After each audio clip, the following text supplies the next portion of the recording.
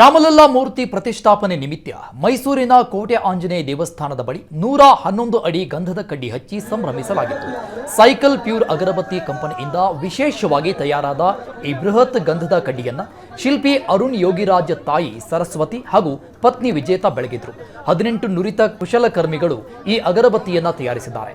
ಜೇನು, ಕೊನ್ನೇರಿ ಗಡ್ಡೆ, ತುಪ್ಪ, ಗಂಧದ ಪುಡಿ, ಗುಗ್ಗಲು, ಸಾಂಬ್ರಾಣಿ, ದೇವನಾರು, ಇದ್ದಿಲು, ಜಿಗಟು ಬಳಸಿ 23 ದಿನಗಳಲ್ಲಿ ತಯಾರಿಸಿದ್ದಾರೆ. ಗೋವಾ, ಮಹಾರಾಷ್ಟ್ರ ಸೇರಿದಂತೆ ದೇಶದ 60 ಕಡೆಗಳಲ್ಲಿ ಇಂತಹ ಬೃಹತ್ ಅಗರಬತ್ತಿ ಹೆಚ್ಚಿಸ್ತಾ ಇರುವುದು ವಿಶೇಷವಾಗಿದೆ. ಇನ್ನು ಕಾರ್ಯಕ್ರಮದಲ್ಲಿ ಸಂಸದ ಪ್ರತಾಪ್ ಸಿಂಹ, ಸೈಕಲ್ ಪ್ಯೂರ್ ಅಗರಬತ್ತಿ ಸಂಸ್ಥೆಯ ಮುಖ್ಯಸ್ಥ ಆರ್ ಗುರು, ನಿರ್ದೇಶಕರಾದ ಕಿರಣ್ ರಂಗ, ವಿಷ್ಣು ರಂಗ ಸೇರಿದಂತೆ ಪ್ರಮುಖರು ಭಾಗಿಯಾಗಿದ್ದರು.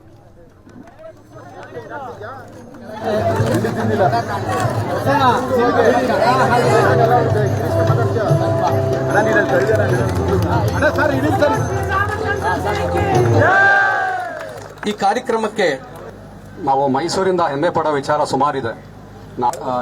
ಅಗರಬತ್ತಿಯನ್ನು ತಯಾರು ಮಾಡುವಾಗ ಕೇವಲ 3 ಪದಾರ್ಥ ಇದೆ. ಒಂದು ಸುಗಂಧ ದ್ರವ್ಯ, ಒಂದು ಮಸಿ ಅಥವಾ ಅದೇನು ನಾವು ಇಜ್ಜಿಲು ಅಂತ ಹೇಳ್ತೀವಿ ಅದು, ಅಥವಾ ಅದಕ್ಕೆ ಅಂಟಿಸಬೇಕಾದಂತಹ ನೈಸರ್ಗಿಕವಾದಂತಹ ಜಿಗಿಟು ಮತ್ತು ಮರದೊಟ್ಟು. ನಾವು ಮೈಸೂರಿಗರು ಹೆಮ್ಮೆ ಪಡಬೇಕು. ನಮಗೆ ಮೈಸೂರಿನಲ್ಲಿ ಶ್ರೀಗಂಧ ಇದೆ.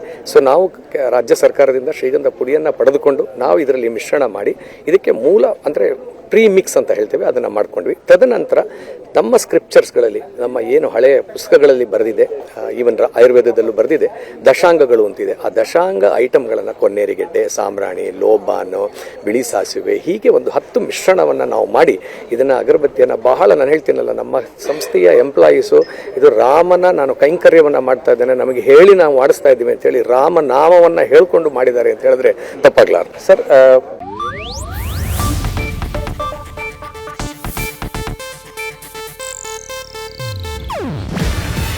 ಇದು ಏಷ್ಯಾನೆಟ್ ನ್ಯೂಸ್ ನೆಟ್ವರ್ಕ್ ಪ್ರಸ್ತುತಿ. ನೀವು ನೋಡ್ತಿದ್ದೀರಾ ಏಷ್ಯಾನೆಟ್ ಸುವರ್ಣ ನ್ಯೂಸ್.